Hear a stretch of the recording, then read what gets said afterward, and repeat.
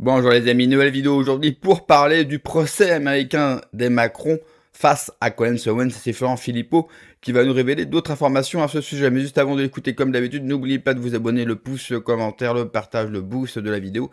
N'hésitez pas à me rejoindre sur Telegram, vous avez le lien en description sous la vidéo. On l'écoute et on en parle juste après. Du nouveau sur l'affaire Brigitte Macron-Chanel. Alors justement, dans 24 jours, il y a la première audience du procès Brigitte, le 27 juillet aux États-Unis. L'extravagant procès décidé par les Macron contre Candace Owens. Mais alors, on a deux choses qui se télescopent cette semaine en France. Et ça y est, les choses sont dites. On a cette semaine, alors là, les choses sont dites, mais elles ne sont pas beaucoup diffusées dans les médias français, alors je vais vous le dire. Cette semaine, un certain Pierre-Olivier Costa, qui dirige aujourd'hui le musée MUCEM, le musée des civilisations à Marseille, le MUCEM, a dû démissionner de son poste. Il a été en tout cas suspendu, car il est visé par une enquête pour harcèlement sexuel et moral.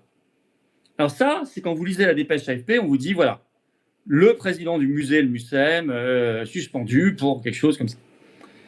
Mais Pierre-Olivier Costa, il n'est pas que président du MUCEM depuis décembre 2022.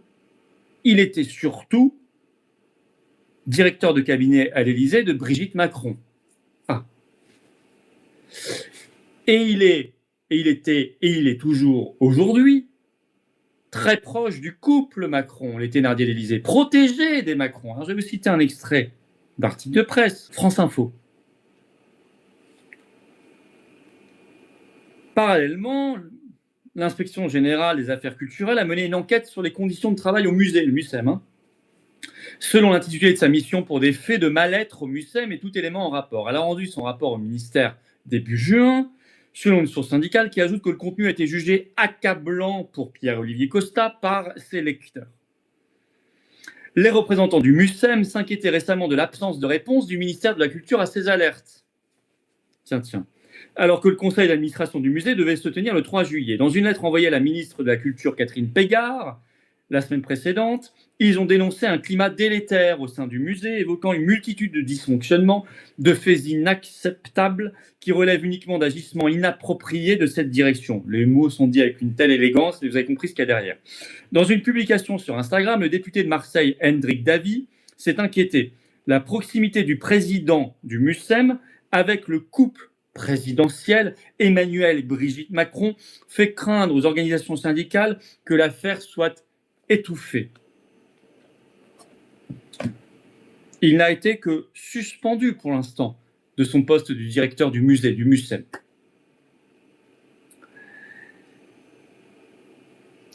Et vous avez, alors, Catherine Pégard, je rappelle, qui est actuellement ministre de la Culture, avant elle dirigeait Versailles, c'est une très proche aussi de Brigitte Macron. Quand elle avait été nommée il y a quelques mois, ça a été rappelé. Oui, un petit pouce en l'air, si vous voulez bien. Pensez-y. Petit pouce en l'air. Et ceux qui veulent soutenir la chaîne et avoir du contenu en plus, vous appuyez sur rejoindre en dessous. Pensez-y. Voilà. Mais c'est très, très efficace. Merci d'avance. Je rappelle que vous êtes ici sur la plus grosse chaîne politique de France, celle qui fait largement le plus d'audience. Largement. Et qu'on a dépassé, grâce à vous, les 670 000 abonnés. Vous pouvez aider comme cela. Un commentaire aussi, ça aide beaucoup. Vous le savez toujours.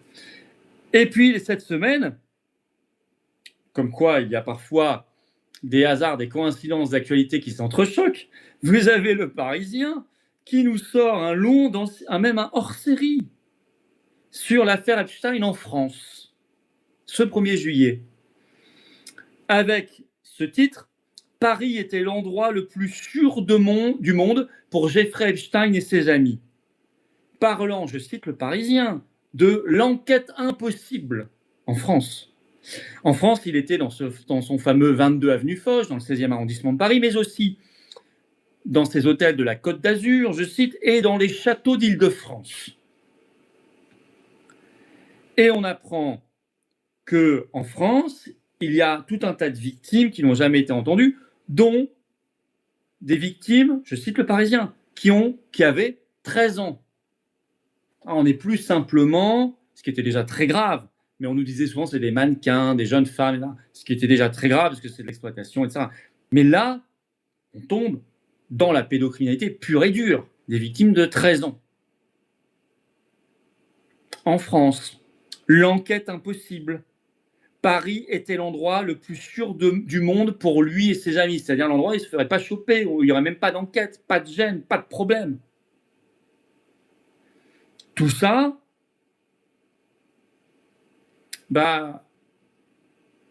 en partie sous présidence Macron et Brigitte.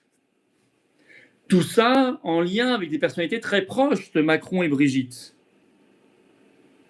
Tout ça alors que dans les dossiers Epstein, Macron apparaît. Et qu'un nom qui est biffé, on ne sait toujours pas qui, écrit à Epstein en disant « Il faut conseiller Emmanuel Macron car il a l'ambition de devenir le maître de l'Europe et du monde. » On est vraiment face à Ciboulot Ier. Hein.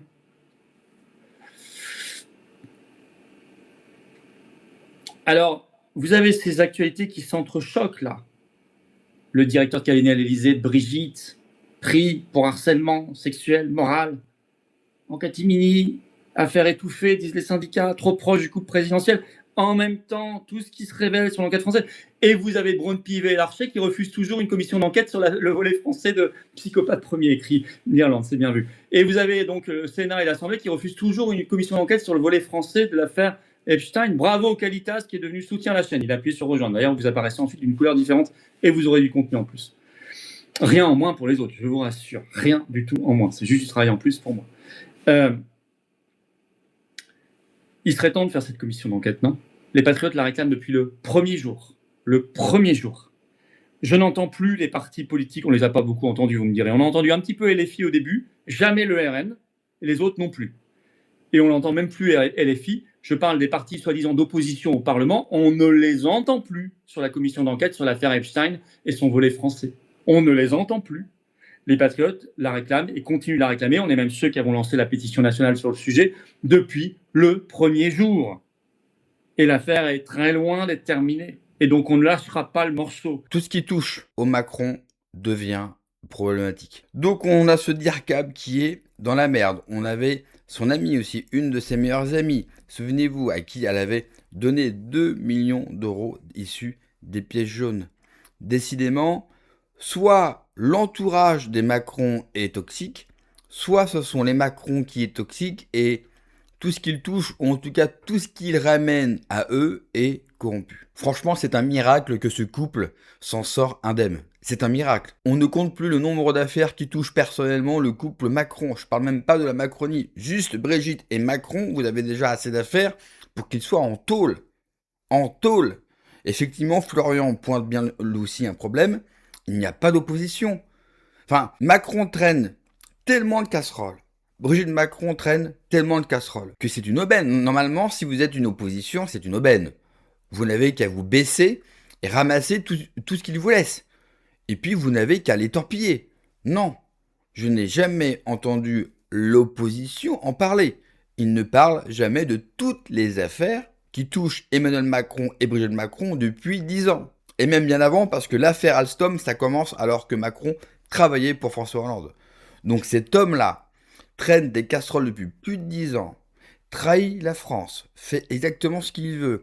Il nomme tous ses potes à tous les postes clés et personne ne dit absolument rien. Ni l'opposition, ni la justice. À croire que la justice en France n'est pas libre ou obéit au pouvoir, je me le demande. Et puis vous avez le peuple, totalement, je pense, désabusé par rapport à ça. Moi, je pense que, grosso modo, vous avez une partie du peuple qui, eux, n'est pas au courant parce que TF1 n'en a pas parlé. Et puis vous avez de l'autre partie du peuple qui est désabusé parce que, en fait, c'est trop. Qu'il y ait une affaire, ok, 2, ok, mais 15, 20, 30, 40, enfin, à la fin, on ne sait même plus de quoi on parle. Il y a tellement d'affaires. Il y a tellement d'affaires que c'est très compliqué. C'est pire qu'un puzzle 1000 pièces. Il faudra sûrement attendre la fin du mandat d'Emmanuel Macron. C'est-à-dire qu'il perde un petit peu de sa superbe et surtout de son pouvoir d'influence pour que peut-être nous aurons un jour la justice. Regardez Nicolas Sarkozy, ça a mis plus de 10 ans bien sûr, pour qu'on ait un petit peu de justice. Bien sûr, il mériterait d'être en prison et de ne jamais en sortir. voire d'être fusillé pour trahison. Mais là, on est carrément dans du fantasme et dans du rêve. Mais en tout cas, il faut attendre la fin de son règne. Je sais, c'est extrêmement long. Mais rassurez-nous, il ne nous reste plus qu'un an. Merci d'avoir regardé la vidéo, les amis. N'oubliez pas, comme d'habitude, de vous abonner, le pouce, le commentaire, le partage, le boost de la vidéo pour les soins de vous. Que Dieu vous protège. Allez, ciao.